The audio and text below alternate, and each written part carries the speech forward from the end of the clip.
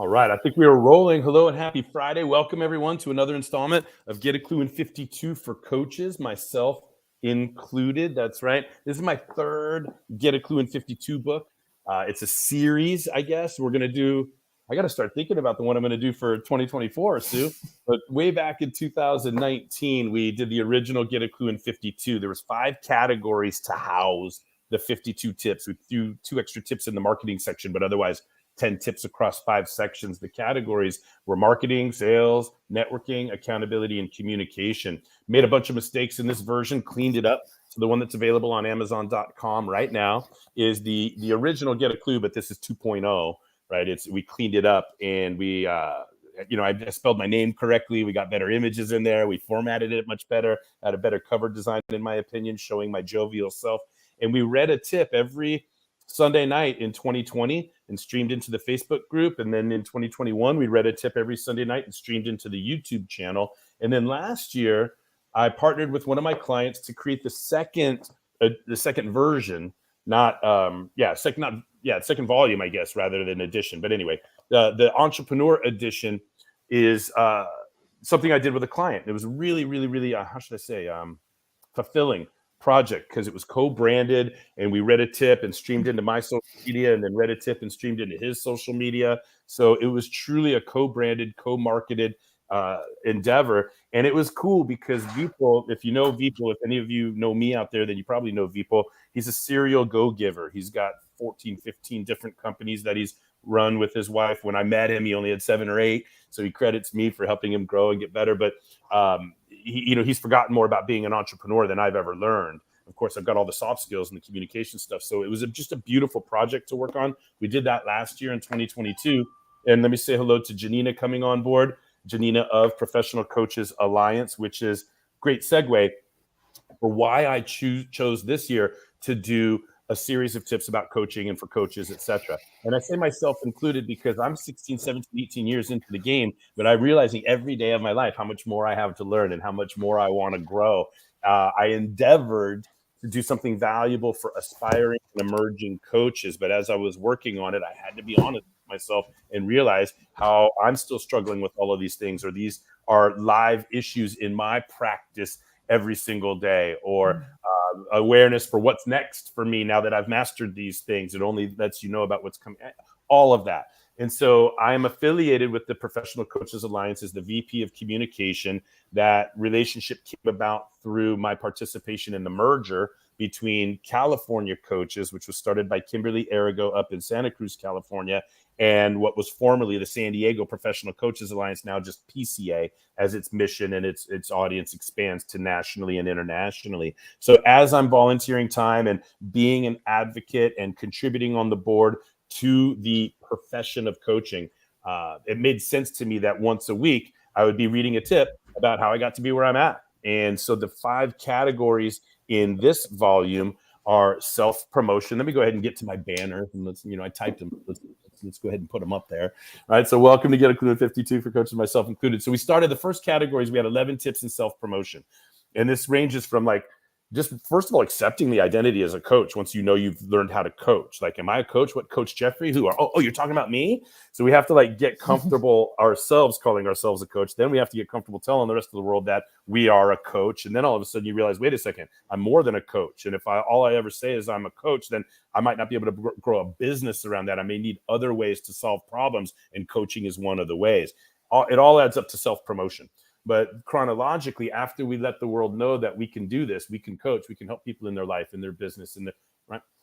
Now we got to enroll. Now we actually have to get them on board and get permission to lead them. So whether it's getting enrollment in a coaching program or engagement in our leadership, if we're inside of an institution. So you managers, your supervisors, your directors, your VPs, your team leaders, your executive directors in nonprofit organizations, right? Anybody that's the subject of your leadership, you want them engaged, right? Because everything else you want to do is a hot knife through warm butter once you secure engagement. So whether you want somebody to pay you money for 12 or 24 or 52 sessions at the end, right? Or whether you want somebody to show up to work early, stay late, go the extra mile, boundary span to, right? All of the things that make people successful inside of organizations, right? You still want permission to lead. And so we had those 9 tips about engagement or enrollment and how I learned how to enroll people in coaching. I mean, that was a nervous time in my career that we talk about in the book. Like, oh my God, how I learned, no offense, right? But the thing that they were teaching me in my coaches training on how to enroll clients, it wasn't working, or it wasn't working for me. Maybe I was the problem. Maybe it works for other people. Maybe I was the problem. But either way, I had to, thank you, Sue. Either way, I had to figure out something different, right? I had to figure out something that worked and that worked for me, where I could be my authentic self, where I can be my heart-centered, hugular guy, and make accountability non-threatening, and all these things that really, represent who I am. I needed to be able to get coaching clients being myself and not the snake oil salesman or find the wound or any of these weird techniques that are out there. No offense to anybody, right? So I developed a 2 complementary coaching session system.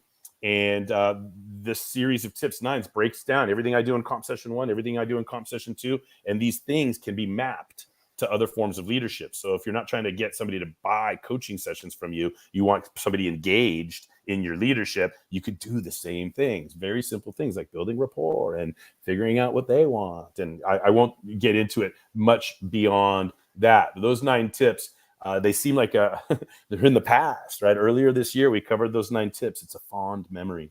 But then we moved on to 10 tips in motivation. Because once they are enrolled, engaged in coaching with you, or engaged in your leadership, once you have permission to lead, then it's just motivation plus accountability will equal the results. So we went through 10 tips about how I motivate people. Whenever I have permission to lead, I'm either going to motivate using external strategies, or I'm going to do the checkup from the neck up and get people out of their own way. And we covered all of that. And that led us to accountability, which is where we're at now. We're in the middle of 10 tips on accountability. So as a brief review, what I want to do for the world, like a brand promise I want to share with the world, is let's make accountability non-threatening. What would happen if our individual, our collective, or our institutional accountabilities were non-threatening? But accountability is always going to feel like an attack when we're not ready to be 100% responsible for our own behavior. Wow, what a big challenge we're taking on in endeavoring, taking on the audacity to profront. I don't call it confrontation. I call it profrontation, because it's not a negative, it's a positive. So profrontation, what audacity we must have to confront people, to be willing to hold others to account. And so it starts, the first tip in this section was find a way to love, right? Accountability coaching has, I think it gets a bad rap. It's like drill sergeant, confrontational, aggressive, light a fire under my ass, hold me accountable, kick my ass, get me going. It doesn't have to be any of that. The truth is the energy that it takes to do any of that requires a whole lot of care, a whole lot of concern, a whole lot of compassion for the other person, and a willingness to be vulnerable. Because as soon as we want to get in somebody's face or try to light a fire under them or kick their, whatever it is, any of these terms, we're going to get automatic pushback, because human beings are predictable, right? So you better care about the person. You better be willing to be vulnerable if you're going to endeavor to hold someone accountable. And then, that was the old. Then number 2, wait, what's going on? I got to skip. Now I'm in the motivational stuff. All right, get me back to my accountability stuff. Okay, get back to accountability. So the second tip in this section was to look within, right?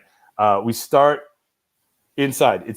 I have a saying that every job is an inside job, but please, please, please, please, please don't ever try to hold somebody else accountable without having this experience of being willing to be held accountable, without having been held accountable, without having been confronted or profronted, right? The answering to the question, setting the goals, giving our words, making commitments, following through on those actions, reporting on those actions, being confronted when we were out of integrity, on all of it. If you haven't gone through any of that, if you don't have real, legitimate, systematic, structured experiences of being held accountable in your life, please do not go and try to hold somebody else accountable, especially without their permission. All right.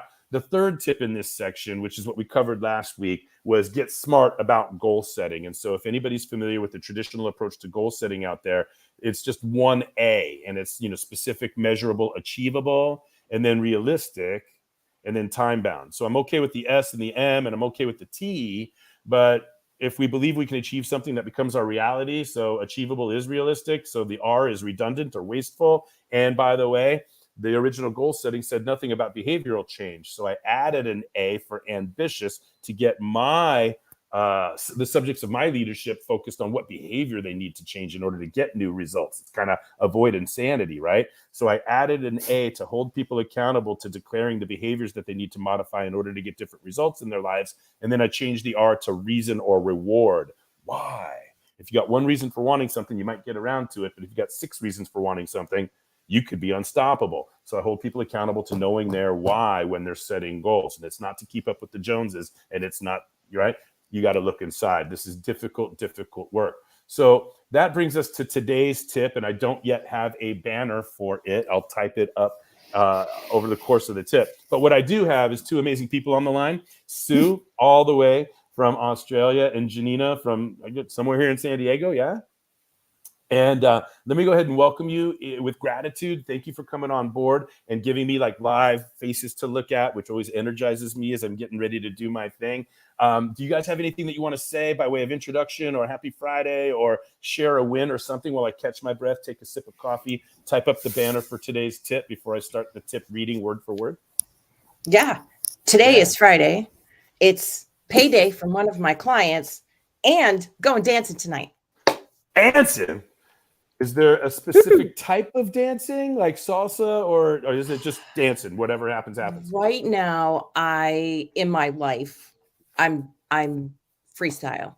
Like, don't tell me what to do. So any kind of line dancing, kind of have a little bit of a resistance to it. I look at dances like salsa and bachata and those kinds of things, and I'm like, ooh, that would be a beautiful conversation to have with somebody else. Yeah, big fan of movement.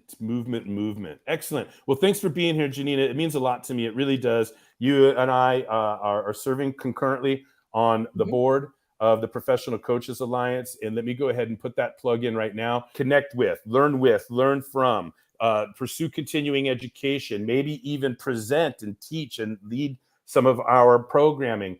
You can find out more about the collaborations and the networking and the continuous education. We're not here to teach you how to coach. We're here to help you grow your coaching practice and to network and expand and not feel so alone. So please take a moment and check out the professionalcoachesalliance.com. Janina is our director of operations. She's all things operations for the Professional Coaches Alliance. And so we've been in the trenches this year doing what we can. If you've ever served on a nonprofit board, you know what it's like. So Janina, it means the world to me that you're here outside of that ecosystem, helping me build the bridge towards what I'm doing in the Get a Klu brand and how I want it to spill over and serve any community that takes the time to pay attention, show up. So thank you for being here. Sue, what say you? Yeah, good to be here. Yeah, I didn't go out dancing last night for me, but yeah, no, it's good. Always good. All right. Yeah, Sue has always been a fan of my work, and Sue and I can't let too many cats out of the bag, but Sue and I are going to start to roll up our sleeves and do some wonderful collaborations together, making like this stuff that I'm reading in Get a Klu in 52. It really, just to truth be told, transparently, this is just the book version of my coaching and leadership training, right? And so we've had to leave some stuff out and massage some things for context, but all of this content, I've been training coaches and leaders on this material for years. And I've got group mentoring on this material. I've got 3 years worth of archives, like 36, over 100 sessions of role play, case study, rolling up the sleeves, Q&A, all around this stuff that I'm reading every week and putting out for free into my social media channels. And so I'm really looking forward to the collaborative work I'm going to be doing with Sue to make even more improvements and additions to the coaching and leadership training and make it available in special and dynamic ways and create certification around it. Because now that I've got intellectual property for my content, I don't just sell seats, for example. We can sell licenses and certifications. So we want to create the competency model. I mean, what would happen in this book if there was a test at the end of it, right? So that's the only piece that's missing right now is create like a midterm, a final exam, a competency. And Sue has wonderfully stepped up to show interest. Oh, here comes the dogs are barking. The dogs are barking for you, Sue. All right. Anyway, and so I can't contain my excitement about all of that. It's just we're constantly growing, and that's the whole point of this. Get a Klu in 52 for coaches, myself included. As much as I have to contribute, I still got so many more things to do. But let's go ahead and get into it. Today's tip number 34, and it's look Well, actually, no. This is look outside. I gotta re-edit it now. Outside. Yeah, we gotta edit it. Right, look within. We want to look outside. So the symmetry of it all is important. The bookends. We look inside, we look outside. We have light, we dark, up and down, right? Yin and yang, the whole deal. So we want to look outside. The first tip, we wanted to find a way to love. Second tip, we needed to look inside. Third tip, we're still kind of inside when we're working with people on goal setting. We still have to confront ourselves, and we have to have the experience of setting goals ourselves in order to support other people in their goal setting. So now we're transitioning to this external piece. And let me go ahead and get into the word for word reading of it. This is going to be on page 140 if you're following at home in your own versions. Here we go. Look outside. In tip number 31, we asked you to look within. Actually, tip number 32, we asked you to look within and find whatever humility, courage, desperation, or desire it will take to be willing to be held accountable. Now, in tip number 34, let's see where I got that wrong. Okay, let me make a note. So, all right.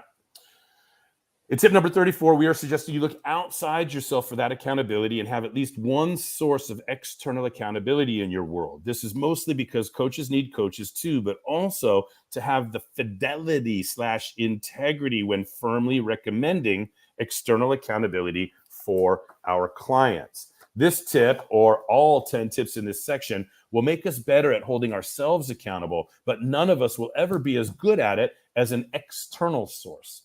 And let me be clear that I mean somebody trained with the tools, techniques, skill sets, and experience to hold us accountable. A bit more on that. Many people try to turn their friends into, quote, accountability partners because it sounds good in the moment or because they don't want to pay for coaching. These arrangements rarely last because, and now some bullet points. Number one, neither friend has skin in the game, money invested, which means both friends are likely to cancel, postpone, or delay the accountabilities, believing there is no immediate consequence. The friends have so many other things to talk about, and the accountabilities end up being a pink elephant in the conversation until they vanish entirely. Bullet point number two, the social graces of friendship conflict with the demands of confrontation and accountability. Neither friend, and I'm going to friend, right? Is it really a friend, right? To me, real friends will confront. Real friends will say the things that need to be said. But a lot of people have friends and they're afraid to confront. Let me get back into the word for word of it all. The social graces of friendship conflict with the demands of confrontation and accountability. Neither friend is conditioned to upset each other nor risk the friendship with any firm position on an issue or confrontation on a behavior. If a friend says, I can't do it today, the other friend is way more likely to just say, okay, than to confront the why of not doing it and truly hold the person accountable to the viability of keeping or breaking their commitment. Mere friends are not trained to handle the accountability side of that, only the keep the friendship side. Third, friends may love each other, but love alone does not qualify someone to effectively hold another accountable. I say that as someone who went through countless hours of accountability training and practice with my own clients and coaches. In my approach to accountability, love is necessary, but not sufficient. So it's not just look outside for external accountability, but make sure we are looking for a trained, skilled, experienced, or dare I say, professional source of accountability. There it is. Tip number 34. Didn't take as long to get through that as some of the other tips. And so now I'm pleased to take a deep breath, another sip of coffee, and open it up for conversation. Let me give a prompt. Do either you, Sue, or you, Janina, have an experience of a friend asking you to be their accountability partner, or you asking a friend to be your accountability partner, and it not working for any of the bullet points that I just read? You guys, or do you know a friend that tried it? Not me, but I have a friend who had a friend who had a. Anyway, let's start off the conversation. What do you guys have to say about this external accountability source, and not just the external source, but somebody that's trained and skilled and prepared to confront us and hold us accountable to our commitments? I think for me, there's friends, close friends, and there's probably a couple that I can think of might go a little way towards that, but they don't. What you're saying here is so true. They don't have the training. Even though they've got my permission to hold me accountable, there's so many other parts to the equation that aren't in the conversation. So it misses really a lot of potential, and it's so easy to not be truly accountable because you allow life to get in the way, or they're okay to let you go off and not stick to what you've committed to. So I'm hearing the global agreement with the tip. What I'm really curious about, and that itch may not be scratched, but I'm going to ask anyway, was of the bullet points that I mentioned, why accountability partner among friends doesn't work. Was there anything among those 3 bullet points that hit directly that was like, oh yeah, I've experienced that? Friends not having the skin in the game. Yeah. So have you done that and set up accountability partner, and then you canceled, put off, display, or oh, hey, I can't make it today, in a text message? It's like, okay. Yeah. Right. It's right with no money involved. It's easy to put off, delay, postpone, cancel, right? Or let each other off the hook. Have you, like, it's just, I'm going into the deep self-talk of it all. Like, where even, and I didn't even elaborate on the book, but tell me if you've ever, and Janina, raise your hand if you're familiar with this as well. I see you looking down, taking notes and formulating what you're going to contribute. I love it. You're so measured. Now, have you ever had this one? Like, okay, I can't be the one to let the other person down, but I hope when I show up for that phone call, they've got something else going on. Have you even like prayed on your way to doing your end of it that they're going to ask out of it, just so you can say, okay, when they want to get out of it, like, I don't want to do it today. I don't want to do it today. But I'm not going to be the one to be the first person to, I'm not going to cancel, so I'm going to show up. But on the way to showing up, you're praying that they don't show up or they cancel, so you don't have to either. I mean, are you laughing because this is real self-talk that goes on? Yeah, I've done that. It's Seinfeldian, isn't it? It's Seinfeldian, isn't it? To like, we've all had this self-talk, but whoever talks about this and puts it out in the real world for all, it's funny, isn't it? Because it's true. Janina, what do you got? What I got is, and I'll have to read this section again, but your view on friends is they're not equipped in this category. Correct. And I will agree and I will disagree. And I say that because I can, if I look over time in my friendships, when I didn't know what I didn't know, oh, totally. Like, hey, I'm going to do this. Like, yeah, could you hold me accountable? Like, yeah. And kind of didn't work, as you're saying. Kind of didn't work. But the more I know, the more I'm learning about communication and what I need and saying what I need in my, hey, will you hold me accountable for this with friends today? I will say, here's what that looks like. Yeah. Well, guess what? And if somebody else asks me, I will ask them what that looks like. So let me agree with you and agree with you. You're not being a friend in that moment. You're being somebody who's affiliated with professional coaching and somebody who's been trained and educated. So you are bringing skill sets, you are bringing technique, you are bringing an instruction. It's like same thing with referrals, right? I'll come back to what we're talking about in a second, but as a tangent, I love when people say, quote unquote, love when people say, oh, Jeff, I love what you do. I referred somebody to you the other day. I'm like, no, you didn't. Oh yeah, I did. I told them all about you. I said, you're great. I'm like, you didn't refer anybody to me. Right? Because there would have been, let me teach you how to make a referral to me. Let me teach you how to make an introduction. Subject line will say professional introduction, and you'll put my name and the other person's name, and then you'll open it up. And I don't care if you lead with them first or lead with me first, but hello, Jeff. This email introduces you to so-and-so. I've been telling them about how awesome you are, and I think that you might be able to help them with such and such. Hello, so-and-so. Jeff is the great coach I told you about, and the reason that I'm introducing you. So the way that you make an introduction is you put your name to it, you put both people in it, you provide both people's contact information, and you give both people an indication of what you think is possible so that it's a smooth run, right? So that is the analogy, right? You're training somebody how to hold you accountable. So you follow? You're not, like when I put friends in quotes here in the book, I'm talking about just a friend.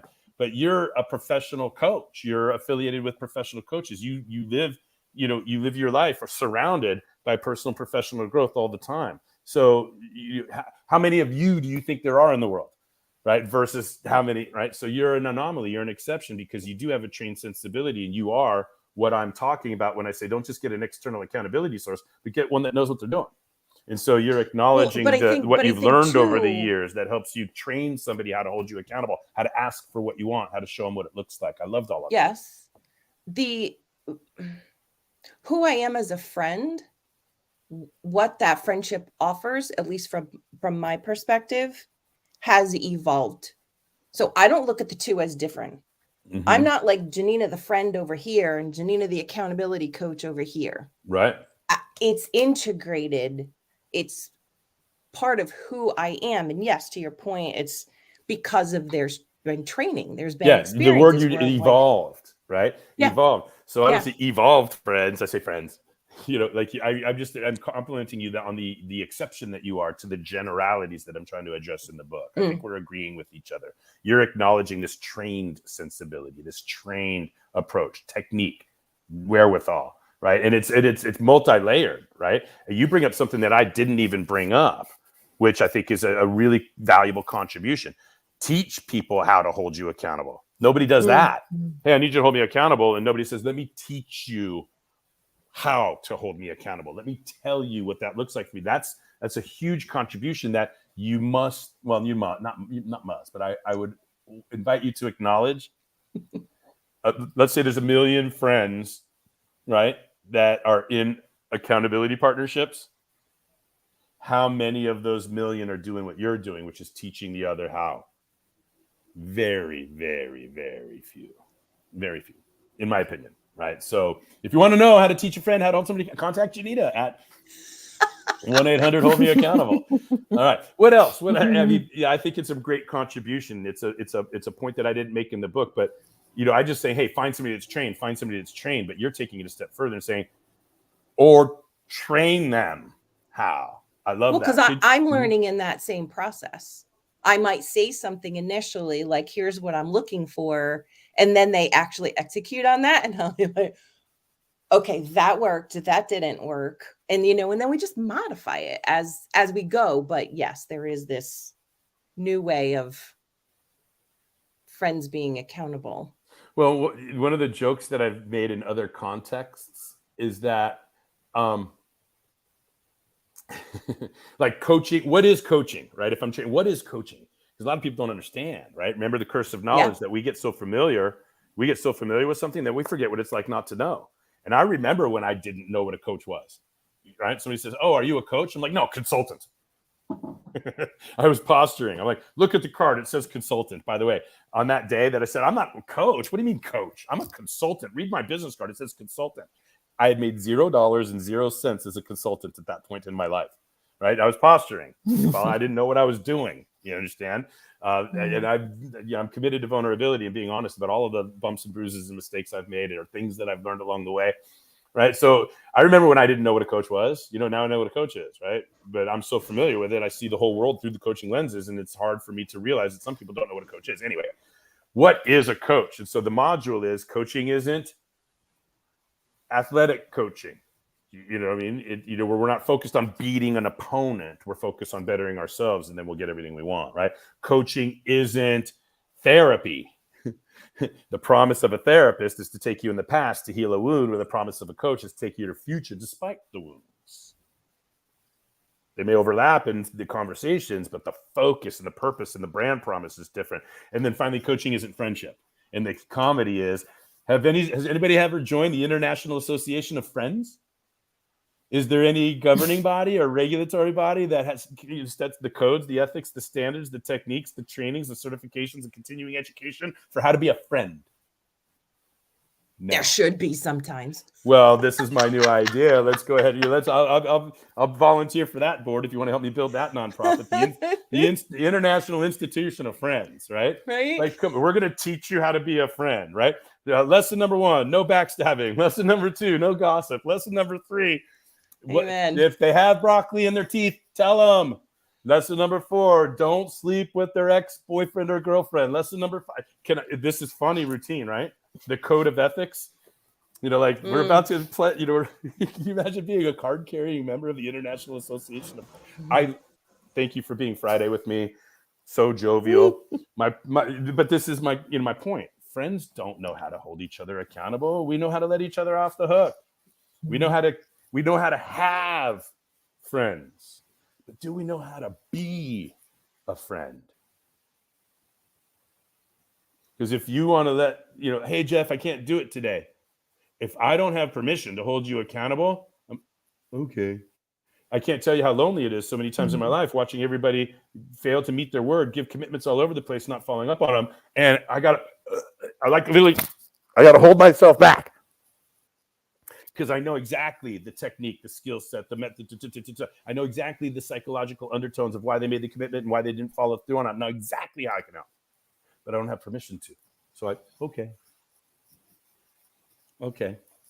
And it's part of my evolution. It's one of the reasons I became a coach. I had a natural ability to read people and understand what's going on and get through the BS and help them understand the drivers of their psychology and the intuition of what they really, in my opinion, need to do. And then I would spend an hour and a half on the phone with somebody, giving them my best advice. And then they would go do the opposite.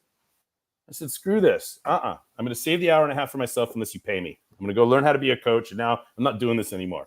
Pay me, give me permission to hold you accountable. Then I'll spend the hour and a half and then you can go do whatever you want. But at least you paid me. Follow? So it's very interesting. We become the coach. Remember what we talked about. We have to self-promote. We have to embrace the identity, but also we have to be careful about we should only call ourselves a coach when somebody's interested in hearing it. And not everybody is. If we're not ready to be 100% responsible for our behavior, coaching, accountability is all going to feel like a threat. So we should keep it to ourselves unless we have express, written, or paid permission. Let me take another deep breath, a sip of coffee. What else do we have to say about today's tip where we're looking outside for an external accountability source and the distinction between using a friend as an accountability partner to avoid the expense of coaching or to trick ourselves into thinking that we're actually doing something this year when ultimately 2 or 3 weeks into it, one or both of the friends are going to start letting off the gas and enabling each other to make that okay. What else do you guys have to say about this tip? And I love the contribution that Janina added where you don't want to just look outside for a source. You want to look outside for somebody that knows what they're doing. And if they don't know what they're doing, it's up to you to teach them how to hold you accountable.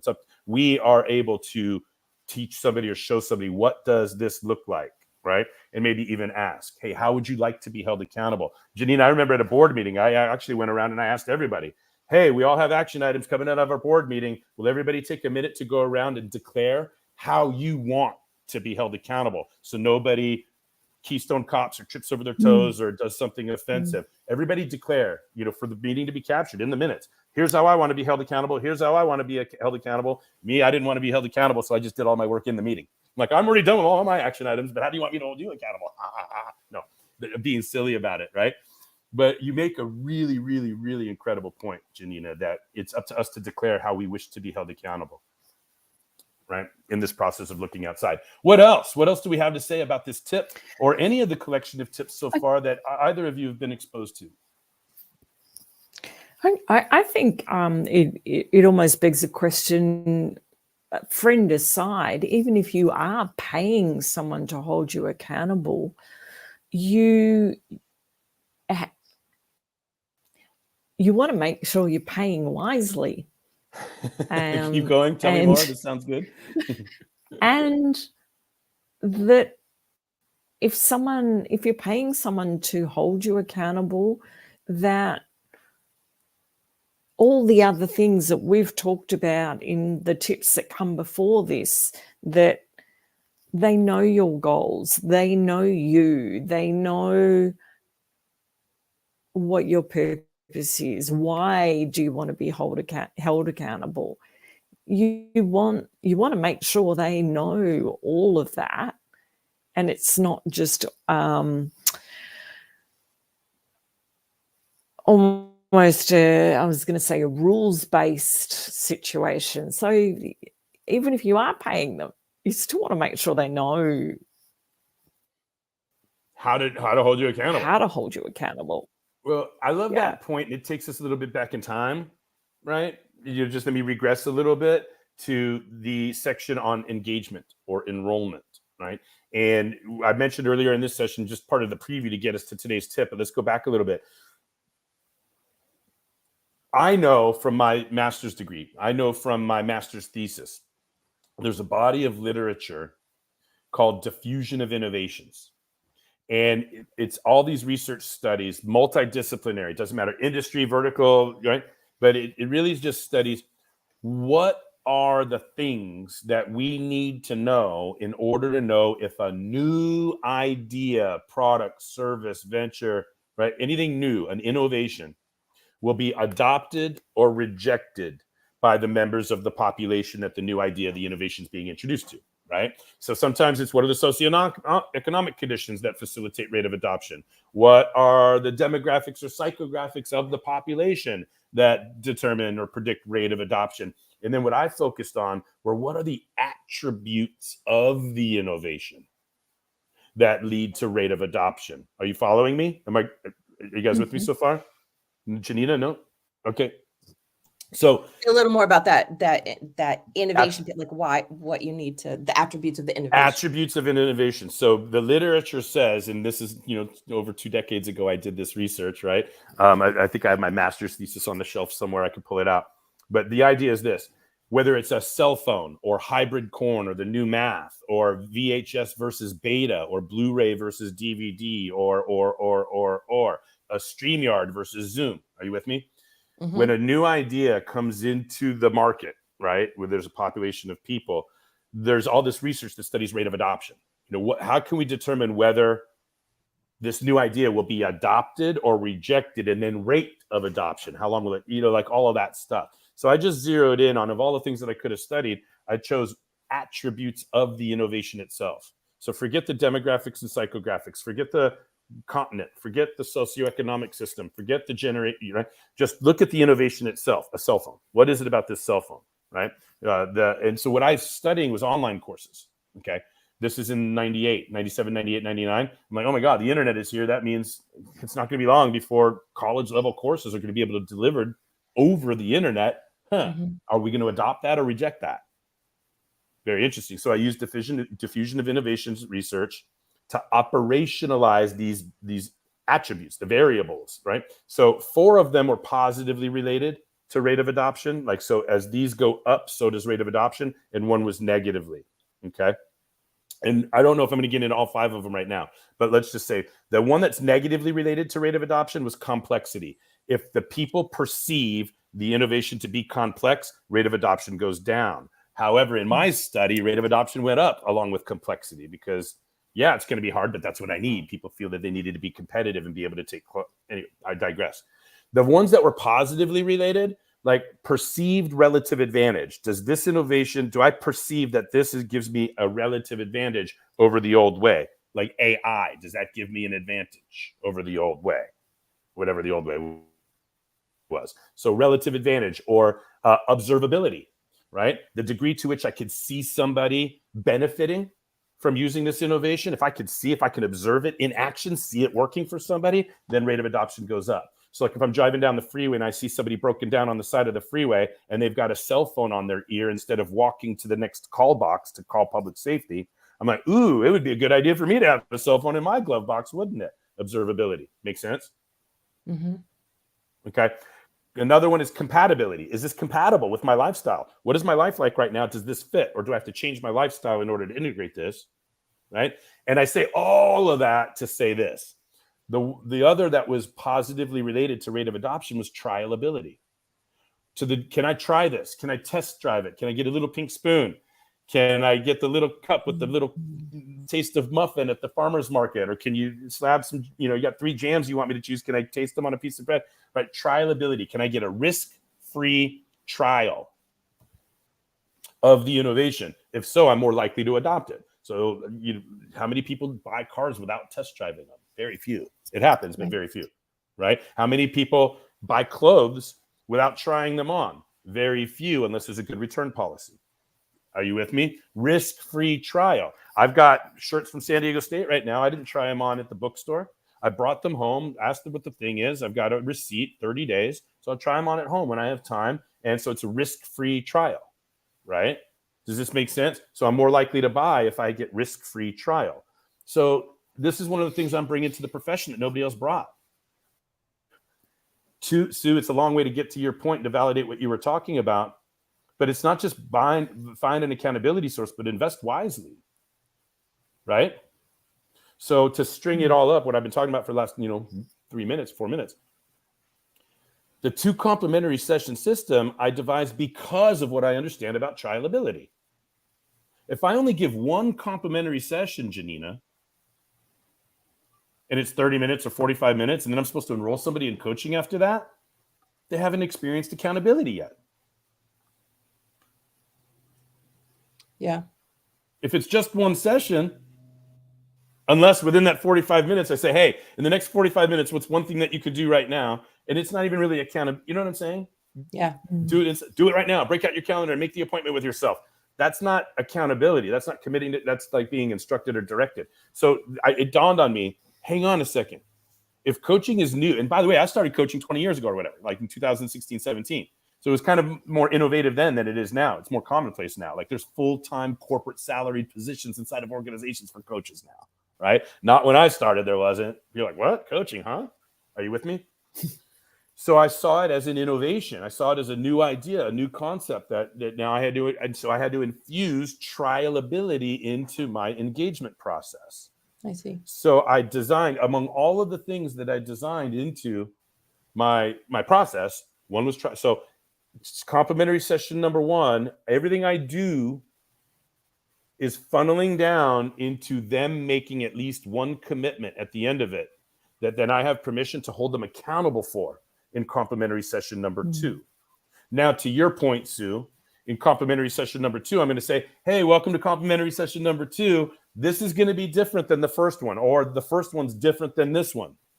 There's only 1 first session. It never repeats. But what my job is today is to give you a test drive of what it's going to be like when you hire me as your coach. I want you to get a preview today and feel and experience today what will happen in every session when you hire me as your coach. So first, we're going to do section 1, then section 2, then section 3, then section 4. Here's the objective, here's the objective, here's the objective, here's the objective. Ready to go? Yeah. And then I run them through the 4-session anatomy of my coaching sessions, and I give them a little pink spoon, a test drive, a try on, a dressing room, a fitting room. And to Sue's point, Sue, thank you. By the end of the 2nd session, they will choose wisely when they're investing in accountability coach, because they've been given an example of exactly how it's going to work, and they're going to see my technique, and they're going to feel committing. They're going to feel giving me permission. They're going to feel me asking about that. They're going to know exactly when in the session I'm going to ask them about that. They're going to know exactly what I do if yes, and they're going to know exactly what I do if no, whether they're being their word or not. And I preview all of that before I ever ask anybody the critical question. And by the way, it's so much easier to ask the critical question after I've worked my ass off to do all of that. 2.5 hours of complimentary coaching, super, super, super structured, technique driven, giving everything I got in those 2 sessions. I often say the coaching I do in the first 2 complimentary sessions is harder than all of the coaching I do after they actually hire me. You understand?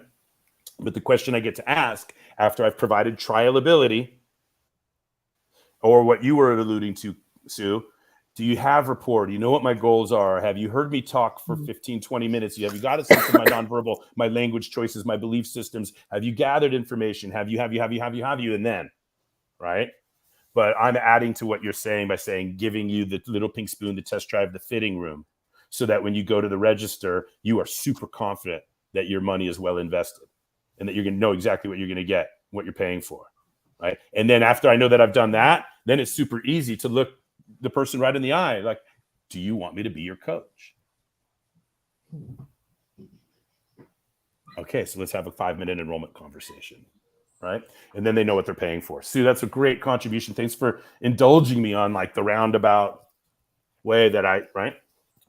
Last call, 9:44. This has been, you guys see how animated I get, how passionate I am. And Janina, it's just a treat. Sue knows so much of this, right? She's been following me for years, been on all of the group mentoring sessions, etc. Right? I just want you to know on a personal level, it's such a treat for me that you get to see what's, layers beneath the onion, and what's really going on, and all of the real, academics, passion, years of experience, like all of the juice that's beneath what people see on the surface, right? It means the world to me that you get to see this. So thank you for being here. It's one of the reasons I'm here. Yeah, Sue, thank you so much for being here every week as well. Good. Last call. Thank you. Yeah, last call. Comments, questions, jokes, narratives, riddles. expressions of gratitude, well wishes. Last call. I just have to say, I think it's very possible, very likely that when I'm talking to my friends today going forward, there's going to be a little question about, is this going to work for in the hold me accountable space? Yeah, it's good. It's good. Keep me posted. Send me a text message. Say, hey, Jeff, you'll never guess what happened. I want to know, right? I want to know. And it's like, I hope what you're saying is this little compliment. Like, you cannot unsee what we just did today. Right? Now it's part of the lens through which you're going to view the world. I hope, like, just to be a little bit serious, you can't unsee this. So thank you. And I think too, the other thing too, it helps to maybe think about what's the impact that this might have on my friendship, and hold that in the balance. That's right. That's right. We talked about that and said, wait a second, I still want to have this friend. So if I say, hey, why aren't you doing it today? Why are you canceling? Oh no. Because then instead of holding themselves accountable, they'll say, why are you, I thought we were friends. What, dude? You follow? And then it unravels, right? So thank you for that. What else? I'll leave room for different kinds of friendships. Because people are different. You got it. Yeah, I think that I'm on board with that. Absolutely. If you guys I'll give you a second to think about any last minute comments, questions, expressions, etc. While I offer a freebie out to anybody that's watching or recording this, or anybody, if you want to know more about why 2 comp sessions, we had this conversation, and one of it is trialability, right? But I mentioned all these other reasons why I devised a 2 complementary session system instead of 1 comp or 0 comps or more than 2, right? And if you want to get a little 22-minute video that I shot like 10 years ago about why 2 instead of 0, 1, or more than 2, then just send an email to info@getaklu.net with the subject line, why 2 comp sessions, and we'll send you a link to that 22-minute video and enjoy that. I also want to remind you that there's a lot waiting for you at the Professional Coaches Alliance. And if you are interested, if you have content that you want to present to our community, you want to reach out to Margot Garcia, who's VP of Programs for the Professional Coaches Alliance. And once you guys talk and figure out what's going on, then Janina will operationalize that experience to bring your genius into our community. But either way, check us out. What's another free thing that we have to offer? My YouTube channel is Watch Get a Klu, all one word. So if you enjoy watching me get jovial and animated and spirited on video, there's a lot more where this came from. So check that out. And let me go ahead and hide that. And we're in last call. Anything else come to mind for you guys after I offer those freebies? Nope. Just really good reminder. Yeah. All right. Well, thank you guys so much for being here. It energizes me to no end, and I'm grateful beyond belief. And I wish you the best weekend, a super happy Friday moving forward. And please let me know if there's ever anything I can do to support you guys in your endeavors. We're part of a community here, and coaching is important, and it's a really valuable relationship that stands alone from psychology, friendship, athletics, coaching, etc. And so I'm doing my part to make sure the world knows about how much value we have to give. And I thank you guys for being here to support my efforts. So thank you. All right, everybody. We'll see. We'll see you guys next week for tip number 30. What? 4 next week? 34, 35? I'm losing track. 35. Ain't no jive. Next week is 35. All right. We'll see you, everyone. Thank you.